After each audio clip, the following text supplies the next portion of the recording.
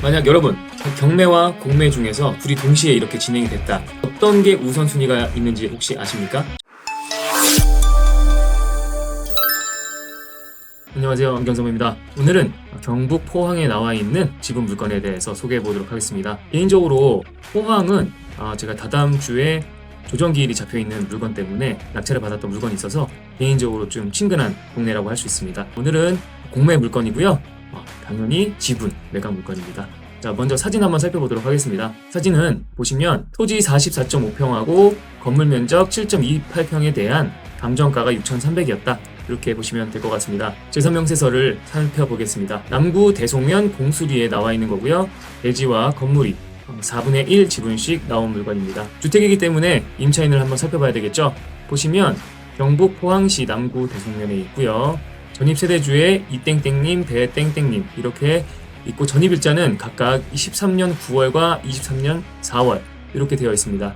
하지만 폐문 부재였고요. 정확한 임차 내역은 별도로 확인을 해라 이렇게 나와 있으며 지분 매각이며 주민등록 등재 사실에 의한 전입세대가 존재한다 이렇게 나와 있습니다. 이분들은 임차인 배분 요구를 하지 않았습니다. 그리고 채권 금액을 한번 살펴보면 압류권자 일산 동구청 100만원 이렇게 있고요. 그 다음에 고양 국민건강보험공단에서 1200만원, 그리고 고양 세무서에서 5천만원으로 감정평가를 대비해서 금액 자체가 그리 크지 않다는 것을 알 수 있습니다. 기타 유의사항에 보시면 수목은 매각 대상에서 제외하나 그 외에 다른 건물들은 매각에 포함이 된다 이렇게 나와 있습니다. 그리고 임차인이 있을 수 있으니 임대차 현황, 대항력 유무 등에 대해선 사전 조사 후 입찰 바란다고 써 있고요. 그리고 너무나 당연하게도 공유지분은 우선 매수가 있다는 그런 내용입니다. 감정평가서를 살펴보면 가장 중요한 부분이죠. 공유지분으로서 위치 및 경계 확인이 곤란하여 전체 면적을 기준으로 한 평균 단가를 지분 비례에 적용했다고 이렇게 나와 있습니다. 부분 소유적 공유관계는 거리가 멀다는 부분을 확인했습니다. 감정평가서에 살펴보면 이렇게 전입세대 열람을 뗀 결과도 있습니다. 전입세대 열람에 말소는 제외하고 거주자의 두 분이 있는 것으로 되어 있는데요. 한 분은 이땡일님 그리고 또 한 분은 배땡돈님 이렇게 두 분이 전입이 되어 있습니다. 그 중에서 배땡돈님은 2023년 4월에 전입하신 분, 이땡일님은 2013년 9월에 전입하신 분입니다. 만약에 13년 9월에 전입한 이땡일님께서 선순위 임차인이라고 하더라도 사실 그 보증금은 지방이기도 하고 오래됐기 때문에 그리 크지 않으니까 큰 문제는 없을 거라고 생각을 합니다. 다만 배땡돈님 이분은 23년 4월로 되어 있는데요. 이분은 이따 살펴보겠지만 공유자 중 한 분입니다. 그렇기 때문에 이분은 우리가 임차인으로서 신경을 쓸 필요는 없다. 이렇게 보시면 되겠습니다. 토지와 건물의 등기부등본이 동일하니까 토지 기준으로 등기부등본을 한번 살펴보겠습니다.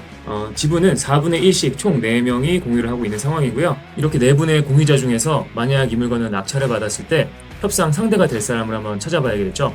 자, 가장 먼저 제일 위에 있는 배땡선님 이분은 포항시에 살고 계시긴 하나 다른 아파트에 살고 계십니다. 이 집에 살고 있지 않은 것으로 추측되고요. 배땡철님 이분도 포항시에 거주하고 계시나 아파트에 거주하고 계시는 것으로 보입니다.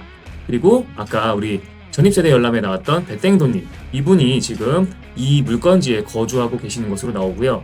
그리고 배땡희님 이분은 포항시에 거주하고 계시고 여기에는 아닙니다. 다른 주택에 살고 계신 것으로 보입니다.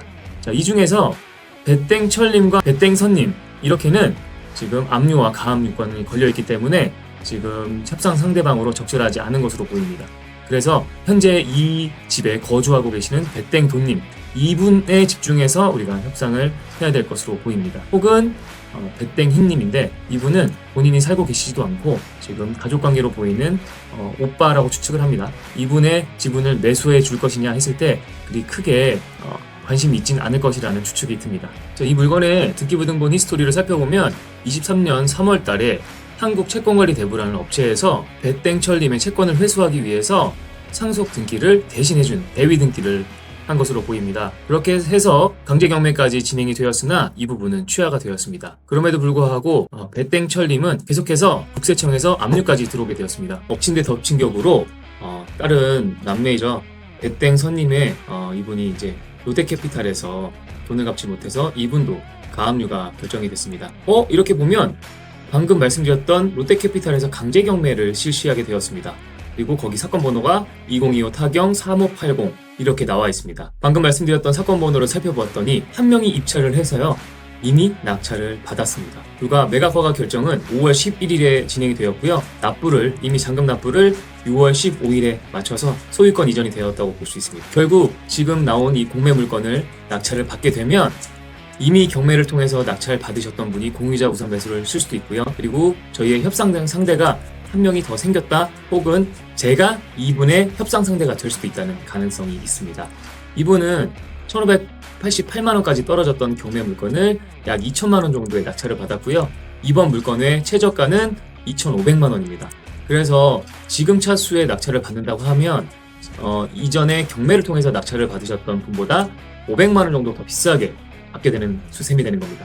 그래서 이번 물건은 이번 회차에는 들어가지 않는 것이 조금 더 현명할 것 같다, 이런 생각이 듭니다. 만약 여러분 경매와 공매 중에서 둘이 동시에 이렇게 진행이 됐다 그랬을 때 어떤 게 우선순위가 있는지 혹시 아십니까? 정답은 바로 잔금을 먼저 납부한 경우가 소유권을 더 빨리 취득한다고 볼 수 있습니다.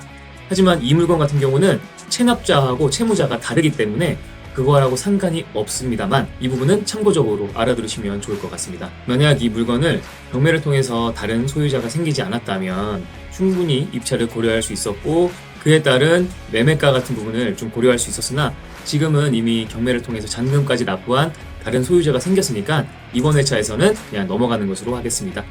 네, 혹시 궁금한 거 있으시면 댓글로 남겨주시고요. 저는 지금까지 안경선배였습니다. 감사합니다.